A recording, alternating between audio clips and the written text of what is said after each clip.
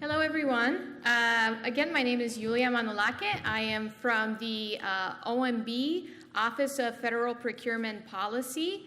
I have been in government for some time, about 2.5 years at OMB, talking with all great agencies. Just a little bit of background, I started my PMF at FEMA. I was there for 2 years. So FEMA holds a very special spot in my heart. Yay! We are, just so you know, like they save lives, in case you didn't know about that. Starting my career in having to deliver food and water and blankets to people that have been affected by disasters, it was just such a wonderful experience. But just with that, I will want to say thank you to Carla and to everyone at DHS. They do this amazing event. We always want to attend, and they did not pay me to say that. But we do always use it as an example. So whenever we're in meetings with the West Wing, whatever administration we have, we always mention how great agencies are doing and how great they're trying to reach out and talk with industry and hear back from industry and be receptive and hear the feedback. And on the Mythbusters, as I said, no matter what the administration, we recognize that engagement with industry will always be a priority.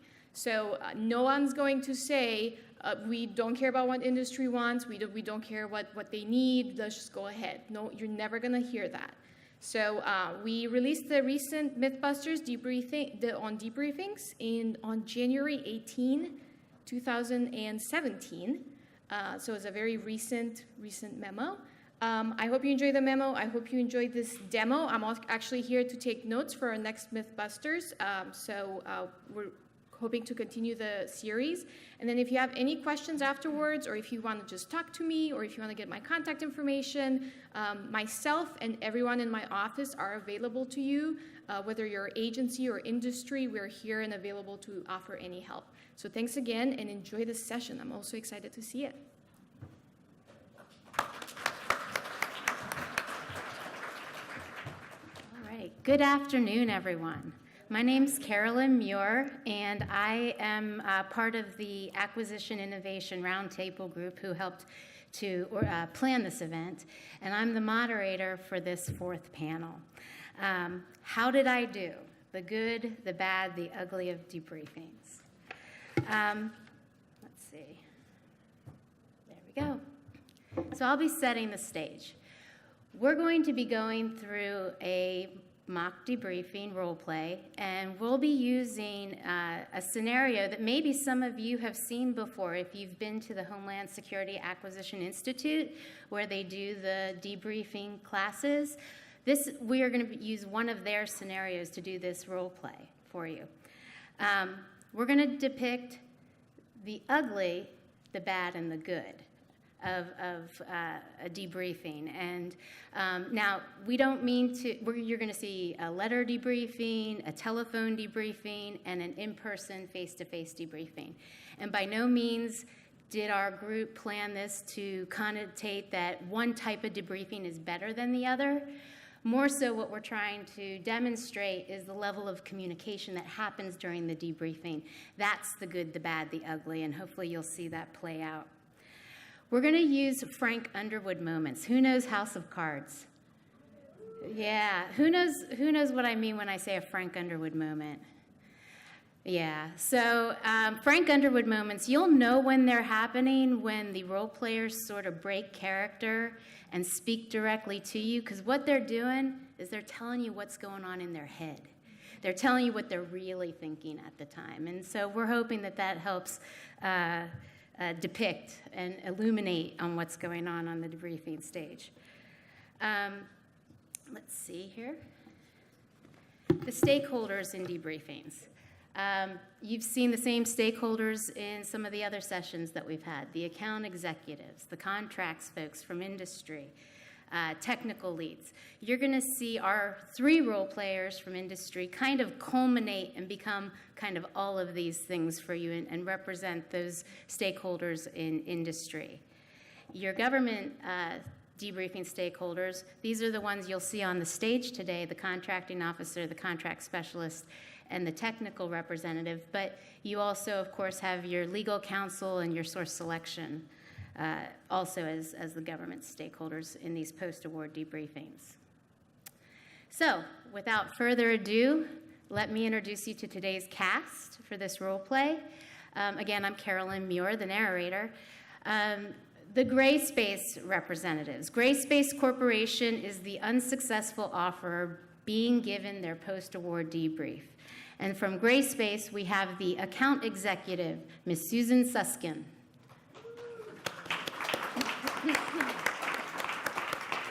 We have our contracts representative, Mr. Phil Kangas.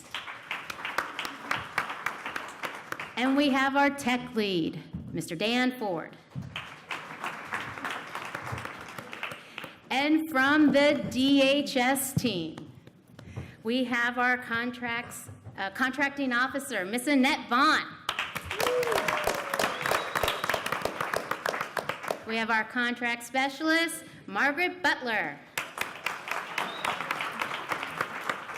And our technical representative, Mr. Earl Barron.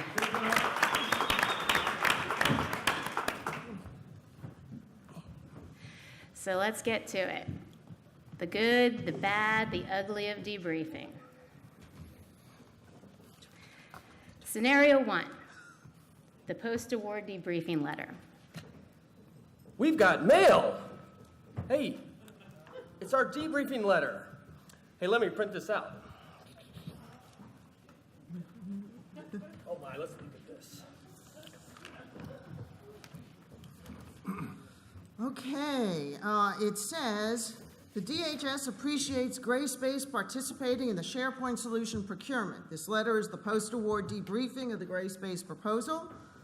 The RFP stated the government will make an award to the responsible offerer whose proposal represents the best value to the government, price, and other factors considered. 3 proposals were received by the solicitation closing date. So now we know we had 3 bids, and we still lost. The proposal submitted by Greyspace was evaluated in accordance with the solicitation guidelines and was not selected for award. The overall evaluated technical rating, past performance rating. Hold on, there's a table here. Let's look at this. So we were rated good on technical, and ABC was rated superior. That's my rule. I thought we had a great technical. So their past performance was satisfactory, and we were satisfactory, and their proposed staff was good, and ours was also good. So I guess we lost on tech. But we were, Phil, how much? We were lower. Wait a second. Wait, yeah. We were lower on price. Hold on a minute. By $170,000. How could they have awarded this when it were almost $200,000 difference? As a taxpayer, $250,000 is an awful lot of money. My gosh, let me see what else they say here. The government evaluated the Greyspace proposal as good for technical and management approach, as well as for proposed staff. The Greyspace proposal demonstrated an understanding of the requirement and an approach that exceeded performance and capacity of standards. Regarding the technical and management approach and proposed staff, Greyspace had 1 or more strengths and no significant weaknesses. Yet still, they wanted to overspend on this requirement. DHS evaluated Greyspace's past performance as satisfactory. Greyspace's past performance was relevant to this requirement. Thank you. However, based on the questionnaire responses received, it was determined that some risks existed with regard to Greyspace's ability to successfully perform this required effort. We appreciate the effort Greyspace has devoted to this. What? My gosh. Greyspace's price was 4% lower. I'd like to know how they decided on that much of a difference, how they could justify this award. Also, if you remember, we responded to questions that they asked, and I can't tell if these scores are before or after those questions, and I can't tell if the answers to our questions helped or not. And why was our performance only satisfactory? Is that what everybody got? I thought we had a really great technical and management approach. Why only good? It's frustrating and demoralizing to work so hard and get so little feedback. The government really doesn't seem to realize how hard I worked on this proposal. This is really frustrating. We've learned nothing from this discussion, from this letter, not even a discussion. Responding to this solicitation was a big investment of our B&P budget too. We spent about $40,000 developing our response, and this letter doesn't help us get any better for the next one. Well, that was ugly. Let's go to the next scenario. The debriefing phone call. Now, just imagine there's a divider between the two parties and they're in their respective offices. Hi, Margaret. Hey, Annette. Hi, Earl. Hey, what's going on? I am so happy you guys are taking a moment to sit down and talk about this debriefing. I mean, I know it's like September 20th, so we got to get going on this. So it appears that Greyspace, from all of our calculations and the review, they are the low price proposal. So I'm sure they're going to have some questions as to why they weren't selected. But you know, I hope there's no questions. I really don't want. So they're going to call us in a little while. But how do you feel about this? Earl, what do you think? Well, I'm ready because these guys, so what? They're low cost. That doesn't mean anything. The apples to apples comparison that I had meant they did not end up in the cornucopia, in my opinion.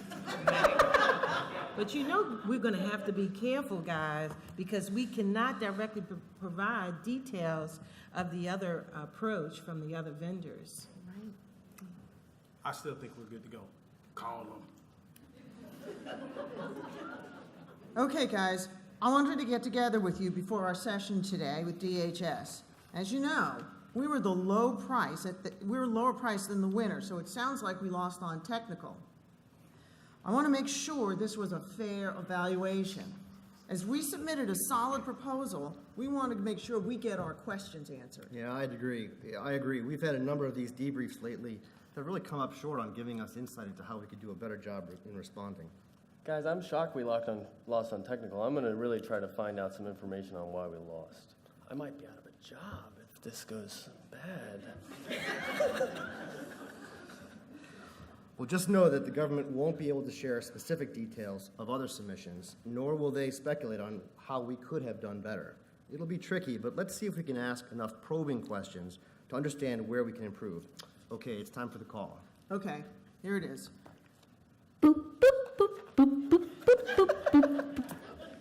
Hello. Hello, Greyspace here. Oh, good afternoon, Greyspace. This is Annette Vaughn, the contracting officer, and we are going to have your debriefing on your SharePoint solution. And I have with me Ms. Margaret Butler. She's our contract specialist, and our technical lead, Mr. Barron. Who do you have on the phone? Hi, this is Susan Suskin, Greyspace's account executive for DHS. Phil Kangas, Director of Contracts here. And I'm Dan Ford, the technical lead. Thank you. Look. It's 20 September, and the last thing that I need is a PROTEST.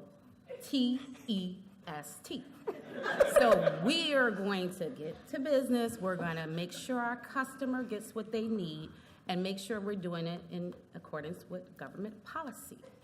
Thank you.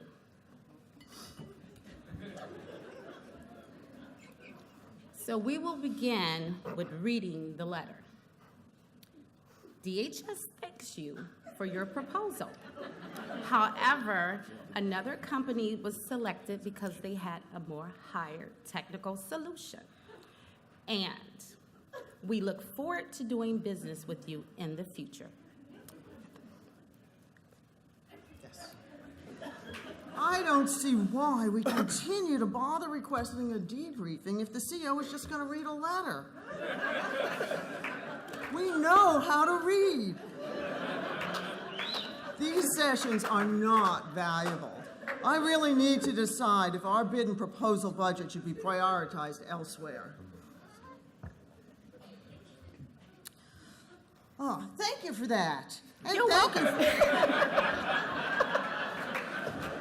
And for taking the time to meet with us today. Of course. Can you provide more information on the strengths and weaknesses of our technical approach? Can you hold on, please? All right, look, man, I'm gonna tell you I did not get myself prepared for this one.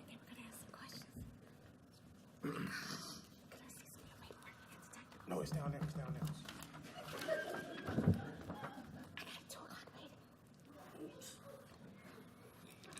Okay, we're back. Your technical and management approach sections were rated as good, and your past performance was satisfactory. That does not help me at all. Not terribly helpful. Well, what can you tell us about the strengths and weaknesses of our proposed staff? Yes, your proposed staff was rated good.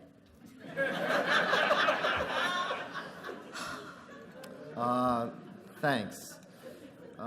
Could you give us the strengths or any insights on the evaluation from our past performance references? I cannot share any of the names of the people that provided your past performance information, but your past performance rating was satisfactory. Okay, thanks. Boy, you know, I'm really concerned about that past performance score. We felt each one of the ones we selected were right on target, and they had really strong CPAR scores on file. Without knowing anything else about what was actually said about our performance or where it was relevant or where it wasn't, we don't really have much to go on. Do you have any other questions for us? Given the difference between a good and superior score was based on exceeding standards, what could we have done differently? How could we have exceeded standards? I cannot speculate on what you could have put in your proposal. Thank you.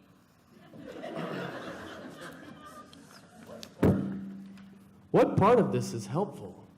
I mean, seriously, we've done SharePoint work for other agencies, admittedly not DHS. It'd sure be nice if they told us what they really wanted. So, in those sections in which you felt we didn't strongly respond to the RFP, what did you want to see? What would have instilled more confidence? Again, without speculating on what you could have put in your offer to DHS, we were concerned about the blanket generalizations that you made in your proposal. You continue to say that Greyspace would provide the services, but we expected more of specifics and explanation of how you would provide the services. Thank you.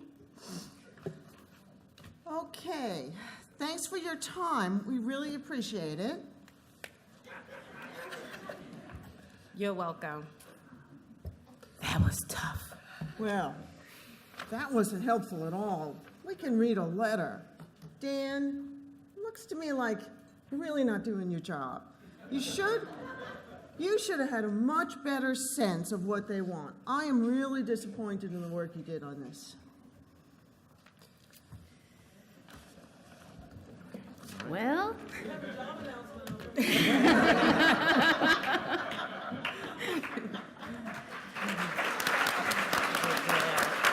You guys did good. all right, folks, let's try this one more time. This time, we're going to have an in-person, face-to-face debriefing. Before we go in, I want to remind you all of a few issues here. As you know, we lost this one, but we were the lowest price offerer. As we submitted a solid proposal, we want to make sure we get our questions answered. Looks like we lost this one on technical. Yeah, I agree. I tell you, we've had a number of these debriefs lately that just haven't come up to where we're getting anything out of them. I can see that we were compliant across the board, so let's see what we can find out. You know, Susan, I'm really shocked we lost on technical. I'm going to try to get some real insight. My job's still good, right? Well, listen, just know that we can't ask detailed questions in that, you know, they won't share specifics about what our competitors put in their proposals. They won't tell us exactly what they wanted, so we'll have to ask some probing questions. But let's really try to get something out of this one. Hi, Margaret. Hi. Hi, Earl. Again, thank you so much for taking the time to meet on this debriefing. This one may be a little tough because Greyspace, as you know, was the lowest offer as far as their price. So I'm sure they're gonna have some questions as to why they weren't selected. Here's our agenda. We wanna make sure we stay on task on this one. We don't wanna go into comparing Greyspace to any other offers, but we wanna give them specifics about their strengths and weaknesses to help them understand what they did, that the reason why they weren't selected. And we also are really happy to do this because this engagement with industry is very important in building relationships with DHS and industry. So do you mind, Margaret, taking notes while we do this I'm on it. debriefing? Got it, Thank you got it. so much. So Earl, how do you think we should approach this? Well, I'm prepared. They're the lower cost offerer, but they had some gaps in their technical proposal, and, you know, I'm prepared to actually leverage our actual evaluation criteria against their proposal and then show where those gaps were with the actual winning bid. We won't discuss that with them, but we can definitely show how they didn't measure up against it. Thank you. What This about is my first debriefing. Can I ask a question? you? Sure. So I understand that we cannot directly provide them with specifics about the other vendors that propose. Right. Is that correct? Can't do that. Okay, great. Yeah, okay. So here's our agenda, and we will speak from one voice, DHS, one DHS, Got it. and tell them what they did and they could have done better. We'll also communicate on the basis of our source selection decision on how we made our trade-off. Because their technical proposal was not as high as ABC Corporation. So we want them to understand that slightly difference in price at $170K, we feel that it's more of a benefit because Agreed. it's a higher Agreed. technical score. So we want them to feel comfortable when they leave. That's how you avoid a protest. So we won't compare Gray to other offers, but we'll help them understand what their solution offered and how ABC's solution was even better. Correct. Okay, Got that it. sounds good.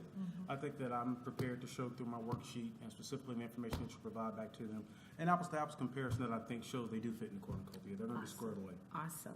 And I can speak to their proposal and the difficulty in having to evaluate it. And also, you know, those crazy graphics they had in there. Can we share that information? Yeah, we can share that. So our goal is to help Greyspace be better on their future proposals. It's about 1 o'clock now, so yeah, they should be here. Do you mind getting them? No problem. Thanks. Hello. Hi. Susan Sussman. Good to meet you. Hi, Phil Kangas, nice to meet you. Annette Vaughn, contracting Hi. officer. Nice to meet Annette you. Vaughn, Susan nice to Sussman. meet Nice to you. meet you. Annette Vaughn, nice to meet you. Here's the We'll card. have to do this. Okay, thank you so much. Thank you so much. Thank you, thank you, thank you.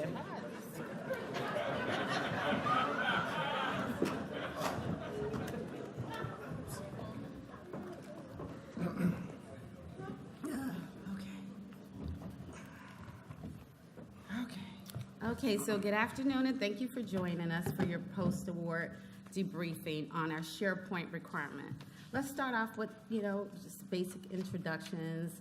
Your names again, please? Hi, I'm Susan Suskin. I am the account executive for our DHS work. Hi, Phil Kangas, Director of Contracts. Hey, good afternoon, Dan Ford, I'm the technical lead. Okay, my name is Annette Vaughn. I'm the contracting officer. And my name is Margaret Butler, and I'm a contract specialist. Hi, and I'm Earl Barron, and I'm the technical lead. Okay, so let's begin talking about the solicitation a little bit. So our DHS SharePoint technical services requirement was a firm fixed price commercial services requirement. Our evaluation criteria had 4 parts: technical and management approach, proposed staff, past performance, and price. The 3 non-price factors, technical and management approach, proposed staff, and past performance, when combined, were significantly more important than our price. Our source selection award decision was made to the highest technical rated offer from ABC Corporation. ABC Corporation was rated superior in technical and management approach. They were rated good on proposed staff and satisfactory on their past performance. Their price was $4,427,340. You received a good technical and management approach rating. Your proposed staff was also good, and your past performance rating was satisfactory. Your price was $4,257,056. Do you have any questions about our source selection decision? Well, we want to understand how we lost when we were the low price and had a good score. Okay. What we did was a trade-off because our non-price factors, the management, the past performance, and the proposed staff, when combined, were significantly higher rated than the price. So what we saw was that $170,000 difference was not excessive, and we went for a more technically rated proposal. We saw that ABC's proposal would limit risk because they were higher in a technical rating. Annette, thank you for that explanation of the trade-off analysis. Yes. Can you provide some more details on our strengths and weaknesses? Yes, we can. Earl is our technical lead, and Earl and I will go over some of the strengths and weaknesses in your proposal. So Dan, your organizational matrix is well documented. I actually could follow pretty clearly based off the evaluation criteria and the detailed roles and responsibilities, as well as those that link directly back to DHS, our roles, specifically the matrix personnel that were assigned.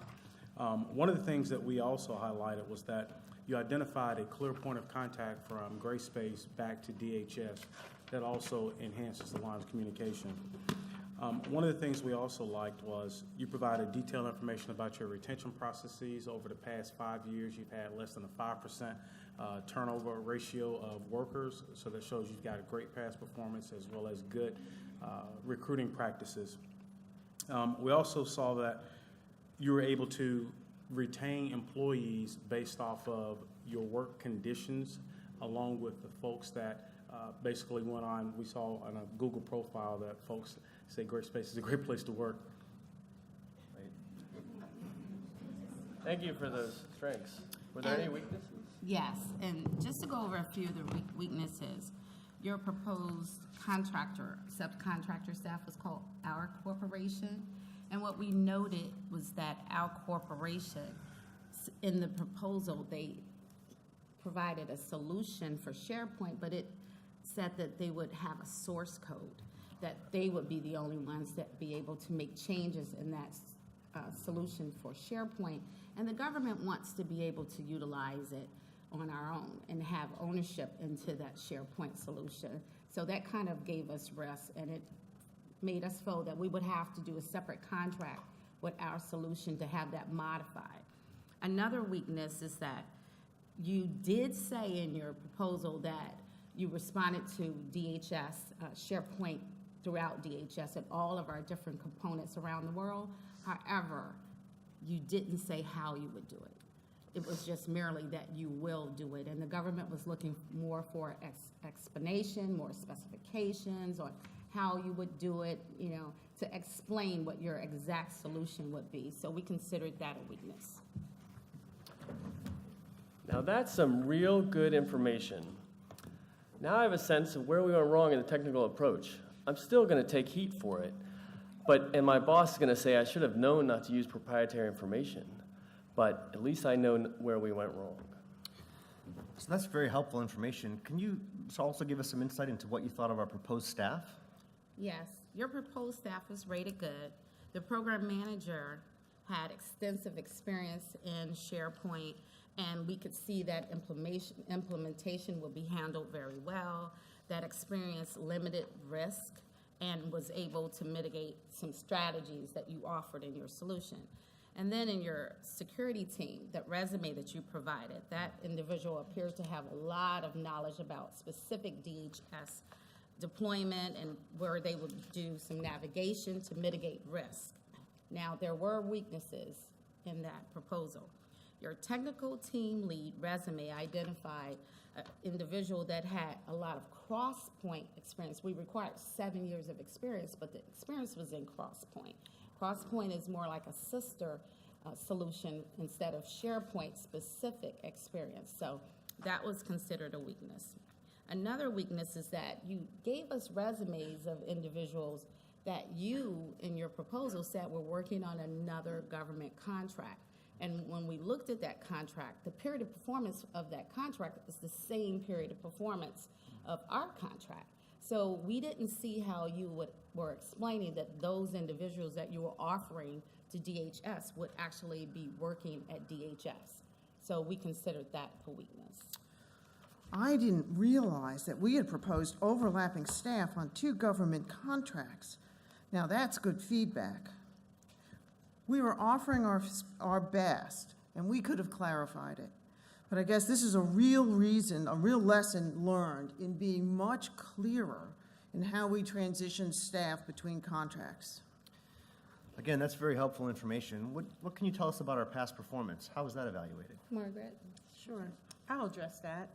So we can't speak directly to the names of the individual in the past performances, but we do have some specific strengths and some weaknesses that we felt or that the source selection team uncovered. The 2 past performances references you provided indicated that Greyspace did a great job in supporting their software implementation, and they stated that the key personnel were responsive and well qualified, and that the work performed was of the highest quality. Weaknesses that they found. One of the weaknesses indicated that some of the monthly reports were submitted late, and this is considered a weakness for DHS because we always have to know what the progress of or the status of the report, and the reports provide us with those regular updates. The same reference indicated that the turnover was really high, and the government had to retrain and retrain personnel on a reoccurring, and you can imagine this would be very difficult for the government. Boy, well, thank you very much. That's clear feedback. I can tell you, this is distressing to hear, but it's good to hear. You know, anytime that we come short on delivery, we need to know about it, and we don't always get that in our CPAR scores that sometimes we don't get until they're a year delayed. This gives us an opportunity to follow up with that client right away and make sure that we're addressing this and making sure that our delivery teams are being as responsive as they need to. Do you have any other questions for us, Greyspace? Annette, I'd like to get back to the technical score again. So it appeared we had some significant strengths and some weaknesses, but I felt that there were some significant strengths there that you highlighted. You know, given that the difference between a good and a superior score is based on exceeding standards, what else could we have done? How do you actually make that distinction? Well, the government looks for innovative solutions and a clear description of how you will, instead of stating that you will. It's almost like sometimes a contractor may just restate what's in the PWS or the statement of work. That's not really defining a solution. So when you define your solution and you're giving innovative ideas or best practices and you're explaining how you've also done that work in the past, that really ranks your proposal higher because you're giving us something that, you know, more than what we've asked for. Thank you, Annette. That's very helpful. You're welcome. So in those sections where you felt we didn't strongly respond to the RFP, what did you want to see? What would have instilled more confidence? Again, the clear explanations and being able to give detailed descriptions of exactly what you will do. Sometimes, you know, telling who will do it, the program manager or the network engineer, specific explanations of the services that you provide to DHS. You know, that's really good to hear, and I appreciate that honest feedback. You know, we spent a lot of time struggling with how much detail to put into the proposal because there is a lot of requirements to respond to, and we try to back them up with proof points. Sounds like sometimes we get that right and sometimes we don't. We'll definitely take that back and maybe update our proposal training so we make sure we do a better job in the future. Thanks. So getting back to staffing, we had a hard time finding people with those exact skills that you listed in the RFP. Did other people have a similarly hard time? No, actually, we perform market research prior to, putting the requirement on APFS, and also before we submitted the solicitation and FedBids Ops. So we found that there were plenty of companies that could do the work, and we also found staff, employees that were looking for the work. And you did very good on that, and also did the other company that won, ABC Corporation. Thank you. You're welcome. Was there anything about our proposal that annoyed you? Well, what I mean is that we're always trying to improve our proposals for readability and understandability. Was our proposal clear and easy to evaluate? Nothing about your proposal annoyed us, per se. However, there were some things in your proposal that made it difficult to read. And for example, you weren't careful about defining acronyms. It seems to me that when we were reviewing your proposal, you would have used that acronym 15 times before we were able to figure out what the acronym meant. Your page layout was very excessive, big diagrams, captions, references, various fonts throughout. There was no consistency. Also, while the RFP did not specify a page, it appears you were trying to maximize the use of the page space, and your approach made it difficult to read your proposal. Tell me a little bit about our graphics. What did you think about how we presented the graphics in our proposal, please? Yes, that's a good question. We appreciate graphics. It really paints the picture of what you're offering. But sometimes we noticed in your proposal that you had very large graphics and very little explanation of what that graphic depicted. In your resumes, there was a very large picture of the person, almost half the size of the page. But you really didn't tell us what that employee would be doing and what they would offer DHS. So sometimes graphics can be a little tricky. Well, thank you for that. You're welcome. Any other questions? No, I'm good. Good. Well, thank you for a very informative debrief. We You're welcome, appreciate and it. thank you for very doing much. business with DHS. thank you. Thank you.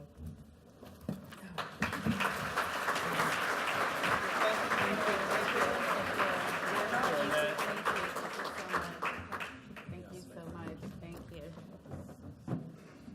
And that's the good. So, like we do at the Homeland Security Acquisition Institute, we have a senior procurement executive here who's going to share some thoughts and insights and observations of what he just saw and share some takeaways. We have Mike Smith, who is the executive director of the Office of Selective Acquisitions. Thank you. How about another round for this excellent panel? Acting could really be another career for you after this, particularly if the technical lead thing doesn't work out for you. So it was really good, and I really did like the Frank Underwood moments. They were really helpful in explaining to the audience exactly what's going on in your head. Every good debriefing requires some degree of planning and coordination between the contracting officer, the program managers, general counsel, and it was clear that in this latter debriefing that there was a lot of coordination, and even without general counsel sitting at the table, I'm sure there was some coordination with general counsel prior to doing the debriefing. Annette's expressions were priceless, especially during the bad debriefing. She was so pleased with her one-word answers. I thought that was great. Avoid the broad generalizations. I think it was pointed out very well that when you're giving good feedback, be specific to the company as to what they did well and what they did not do well in their debriefing. Also, you should feel some degree of confidence in your evaluation of the proposal. And if you did not feel confident in the evaluation of your proposal and how it was written up, go back and get that corrected, work with the evaluation panel before you make your award, and get that to a point where you do feel confident that you could share even that individual proposal evaluation, just hand it to them, share it with them. That degree of confidence is the level of confidence that you're looking for in doing a debriefing. And obviously, the degree of confidence that you express during your debriefing to the contractor will, in fact, result in, could in fact impact their desired or their ideas of thinking about a protest or something like that. Because if you come off kind of shaky, unsure yourself, you can't find information, it's going to come off as that you're not prepared, and there's probably an opportunity there for a protest. So be confident, be coordinated, be very organized like this panel was here. That was very good. There was a lot to like about that third debriefing. Just the level of quality of the responses to the technical questions, the level of specificity that they gave, it was all very good. I do think that the latter part of the Q&A, where they started giving specific examples, whether you could improve your proposal, be careful with technical leveling, and that you're not sharing information from one proposal to the other. We don't do that a lot in government. It's just one of those things we don't do, but just be careful with that. But again, I thought the panel did an excellent job, and the energy, the props were great. I like the calculator. I could see it from my seat. Outstanding. And so I just think, and also for our moderator, did an outstanding job. So if you could come up and we'll turn it back over to Carol, and we'll do some Q&A. Thank you. Thank you. So some key takeaways that this group came up with for you to leave with today is how critical industry sees these debriefings to the source selection process and to understanding how to give you the best proposal that we can. Any questions for this panel, government or industry? Carla. I have a question, but I'd like to ask Carla. Testing. Not a question, but I'd like to ask Yulia to share maybe some best practices that she's seen across the federal government, some additional nuggets of information that to share with the audience. She's still here? Great. All the best practices I saw in the last debriefing. What I'll flag is in the first debriefings, the government was worried about a protest. And we often hear that on behalf of the government, how they're worried about that, and it's a valid worry. And the reason why is you don't want to share information that you're not supposed to be sharing. However, I want to point out in how much a good debriefing helps the industry member and instills confidence in the industry members that the government has done the debriefing very well and they know what they're talking about. If I was in either the first or the second scenario, if I was an industry member, and I've heard this when I was drafting the Mythbusters, they would just protest to find out that information. Something looks wrong to them, they don't have the answer, and they're just going to protest to get the information if they have the funds for it. They've already invested so much money in this proposal, what else is there to lose for them? And what's unfortunate is in many situations, the government does have a valid reason for the way that they've scored things, and they've done their job amazingly. They're just not iterating that because of this last fear at the end with the debriefing. So I would, the industry members did not have an attorney at the table, but if there wasn't an attorney at the table, it still should not affect the government. You shouldn't be afraid, you shouldn't be scared. You've done the job well, you are here to explain the industry, you're here to get feedback on how the solicitation went as well. So that would be my biggest thing, to keep in mind that protest shouldn't be a reason for why you cannot deliver an efficient and effective debriefing. One additional point that I forgot to make earlier, I wanted to put in a plug for the DHS Debriefing Guide.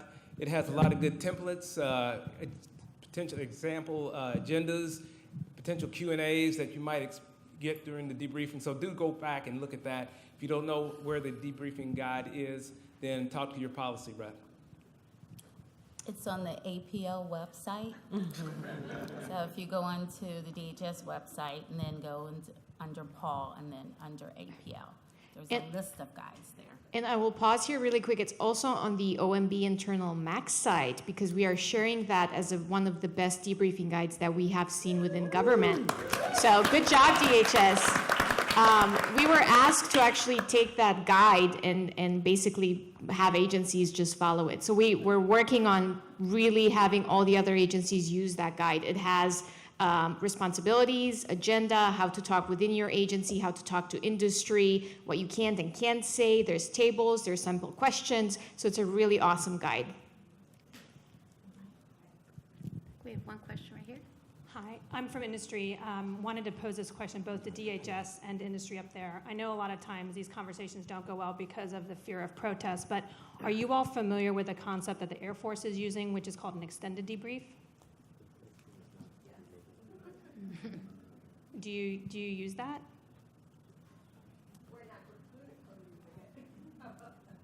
No, we're not using it right now because most of our procurements are not as complicated as what Air Force is trying to do. Understood.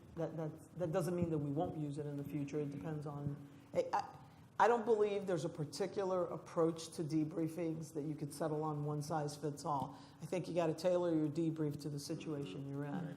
And what I was going to say about the debriefing here, industry came prepared to ask the right questions.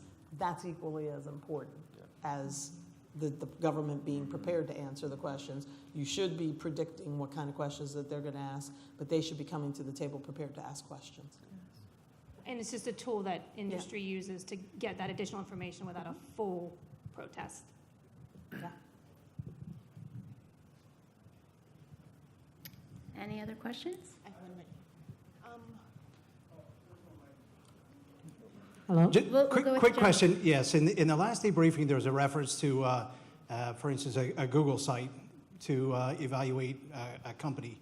To what extent is that permitted? You know, employee review sites like Glassdoor, Google Places, et cetera. Is that something typically done during the evaluation? You said a Google site? Oral reference. So what I think he was talking about was during the market research. No, and it was during the market research phase that you said it. Oh, for the market research, yes. However, you can rely, as long as you state in the RFP what will be the basis for your evaluation. You can, for example, go out and look at a website or rely on articles that might be out there. You just have to tell industry that's what you're relying on. So it is very important that you disclose what's going to be the basis for your evaluation and how you will use that information up front before you use it. So I guess my follow-on would be, if in a proposal, a company references its Glassdoor rating and invites the team to look at their rating versus their competitors, is that something that the technical evaluation team would typically do? You can look at it, but you cannot rely on it unless you said in your evaluation you would consider that information. You have to be real clear in your RFP what you're willing to consider. So a lot of times on past performance, we will say the government will rely not only on information it gathers from its government databases, but on other sources of information available to it publicly. That's a way that you could do that. But you have to say that in the RFP. Okay, we have one question here. Mine might have been answered by what you just said. Yulia had mentioned that during the meeting, the last meeting in particular, when Greyspace asked questions of the DHS group, that's the opportunity for them to get information on what was in the RFP and what they've done right or wrong. Do we ever use that for our interest, DHS, for our interest to ask them about the proposal and what we could have done better or put into it to help clarify any issues then? Yes. Part of it is, during the solicitation time, the question and answering period, where you can submit questions and you can say what you like, what you don't like, what you feel is an error, what needs to be changed. We get a lot of questions, and it helps strengthen the solicitation process. And I'll just make a comment that I actually just received an email from DHS Procurement this week for feedback on procurements earlier this year, so they are reaching out. And it is a good idea to do it as part of the debriefing process, to ask what we could have done better in our solicitation.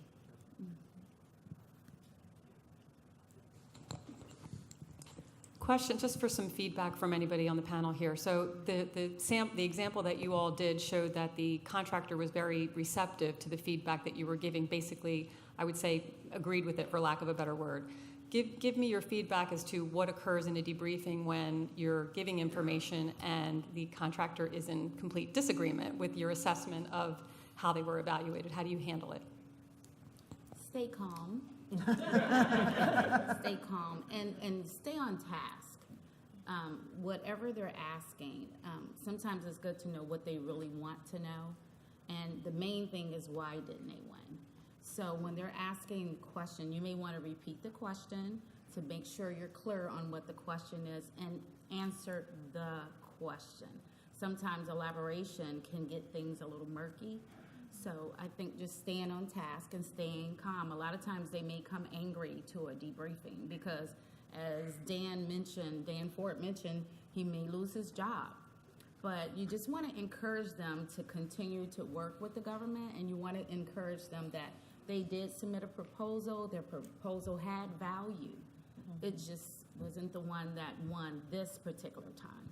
And that's what helps me. And I think Michael White addressed it, during your technical evaluation. Make sure you tighten it up before you make the award, and you do that work up front. And then you have confidence when you're doing a debriefing that it's not personal. You're not just getting the other vendor that you had before. You know that it was based on the merit of the proposal, that the reason that they didn't get it. And can I offer one bit of information as well? The optics are everything. And if you all noted that Annette was clearly in charge, and the discipline of your organization, the discipline of your contract specialist, your technical lead, your lawyer, whoever they may be, there's an optics that's associated with that I think you should clearly be able to tell who's in charge. Let there be, as she mentioned up front, one voice, where one government, one DHS, whomever you are, and let that be the takeaway, and not necessarily a ebb and flow of Dan having fits and we responding to it and so forth. I think that professional manner just helps keep things above board and professional, if you will. Anything on that? We don't get mad. No. We get upset when we're told the thing you worked on so hard isn't as pretty as you thought it was, but Yes. So, I don't know. So, yes, I don't get mad during a debriefing. And my questions are almost always trying to understand why I got whatever score I got and why I didn't do better. And that's, having read the debriefing guide, which was very helpful to me, by the way, I have a better sense of why it's hard to get that answer. But I also have read enough to have a sense of how that happens. But that's really what we most want to know. I know some contractors maybe are in there looking for a reason to protest, but that's not typically what we're doing. We're really trying to understand, because if we understood how to get a better score, then we would do it. right. So, Exactly. And there always is an opportunity to ask questions about the RFP, but sometimes the answers that come back still don't entirely clarify what the requirements are. So we do have to make assumptions. And really, this discovery exercise of having the debrief is to clarify, well, here's how we interpreted what you said, and inevitably, sometimes you get it right and sometimes you don't. And I think it is frustrating to not get it right, to maybe misread or read more or less into a requirement. And it was said earlier, by Chip this morning, just how important that requirements process is, and getting that dialogue going earlier in the process. And one of the things that I can tell you from industry's perspective, while we're so thrilled about the Mythbusters initiative, is that really clarifies how we can engage with you all to help define and understand those requirements before there's a procurement, but that we're part of the discussion and we're part of the solutioning to really get to that mission outcome. And so, this is at the other end of that process, and we want to know that we've, maybe had to guess at it, but maybe guessed right, maybe guessed wrong.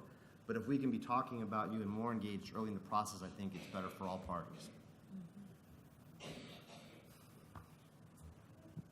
There's a question over here. As far as these debriefs, Obviously, there's a lot at stake here on both sides of the fence. Have we ever gotten feedback or instituted a process where industry can give us feedback, be it through a simple little survey or something, just so that we, on the Fed side, can sort of know how we're doing on these debriefs over time? Are we getting better? Are we staying the same? You know. Can you take that? I was hoping Tim would be in the room so he could take it. Anyway, last year, actually year before last, the Office of Federal Procurement Policy put in place what we call Acquisition 360, and it's a mechanism for obtaining feedback on every phase of the evaluation process, and we randomly select companies, program offices, as well as contracting officers to give feedback on every phase of the evaluation process. Of the solicitation process. So from planning to issuance of the RFP to the evaluation and selection process and debriefings or post-award activity. I've taken that one step further. That's what Dan was alluding to, that we are now taking a look at individual phases as we complete the phase of a procurement, and independently, separate from the contracting officer, in fact, without the knowledge of the CO, and we go back and randomly select and try to get feedback from industry as quickly as possible on how well we did on that phase. And that does include the debriefing phase, because we do want to learn from industry.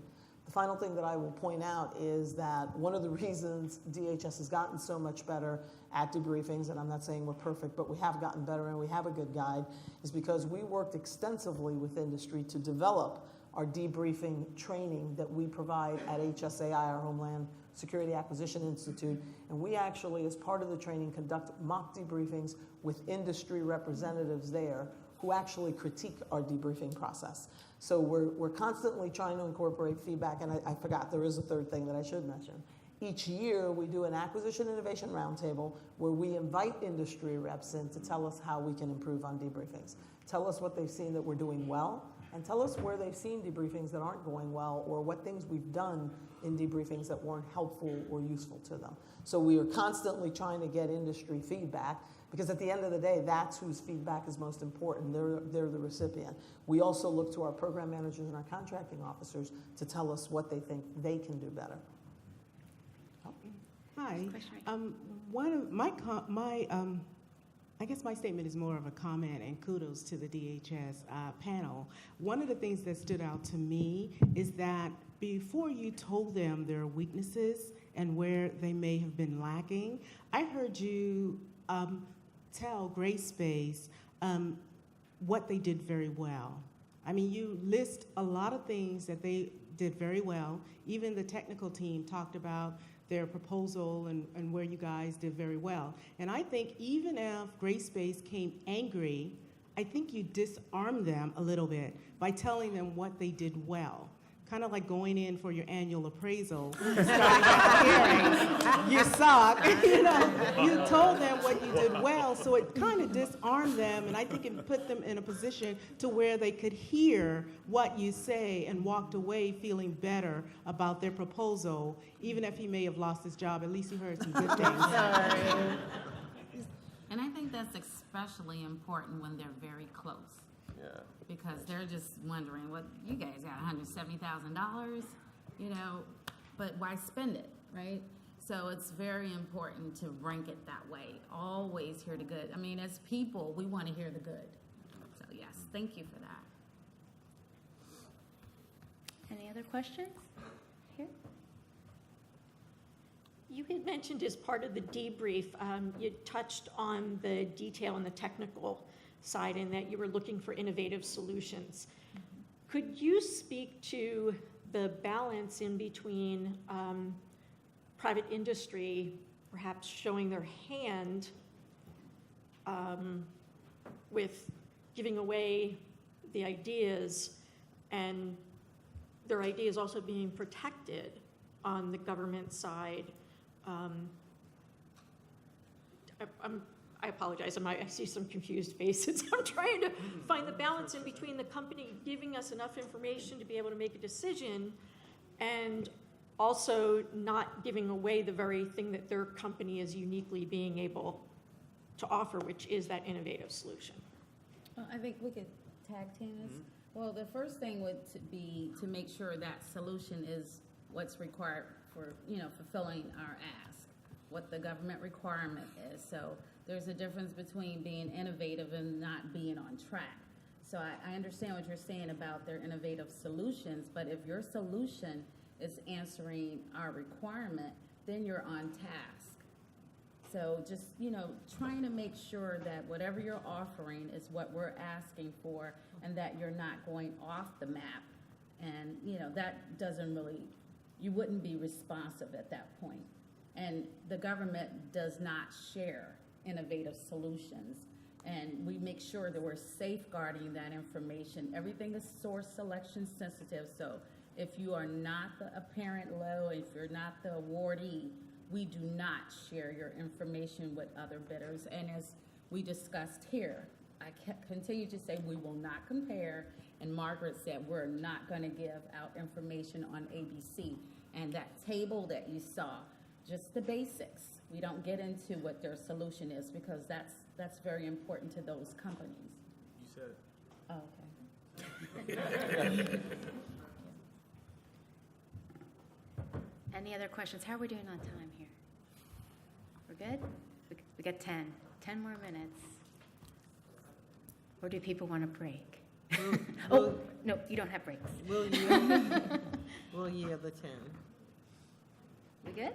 Okay. Okay, thank you, everybody.